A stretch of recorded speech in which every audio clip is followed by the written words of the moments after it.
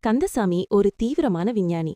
பல வருட போராட்டத்திற்குப் பிறகு ஒரு டைம் மெஷினை கண்டுபிடித்தார். கிமு 300க்கு சென்று அந்த காலத்து ராஜாக்களுடன் ஒரு செல்ஃபி எடுக்க வேண்டும் என்பதுதான் அவரது லட்சியம். மெஷினில் ஏறி அமர்ந்து கண்களை இறுக மூடிக்கொண்டு ஸ்டார்ட் பட்டனை அழுத்தினார். பெரும் புகையும் சத்தமும் கிளம்ப மெஷின் பயங்கரமாக குலுங்கியது. ஒரு வழியாக கண் திறந்து பார்த்தால் அவர் எங்கும் நகரவில்லை. தன் வீட்டு ஹாலிலேயேதான் அமர்ந்திருந்தார். ஆனால் அவருக்கு முன்னால் ஒரு ஆதிவாசி மனிதன் ஈட்டியுடன் நின்று கொண்டு கந்தசாமியின் தட்டிலிருந்த தயிர் வடையை விசித்திரமாக பார்த்து கொண்டிருந்தான். தான் பின்னாடி போவதற்கு பதிலாக அங்கிருந்தவனை இங்கே இழுத்து வந்து விட்டோமே என்று கந்தசாமி பதறினார். அதற்குள் அந்த ஆதிவாசி ஒரு தயிர் வடையை எடுத்து சுவைக்க அதன் ருசியில் மயங்கி கந்தசாமியின் காலில் விழுந்து, "ஓ, வடை கடவுளே!" என்று கத்தினான். சட்டென்று டைம் மெஷின் பீப் சத்தம் எழுப்ப அந்த ஆதிவாசி தன் காலத்திற்கே வரைந்து போனான். மறுநாள் கந்தசாமி வரலாற்று புத்தகத்தை புரட்டியபோது அதிர்ந்து போனார்.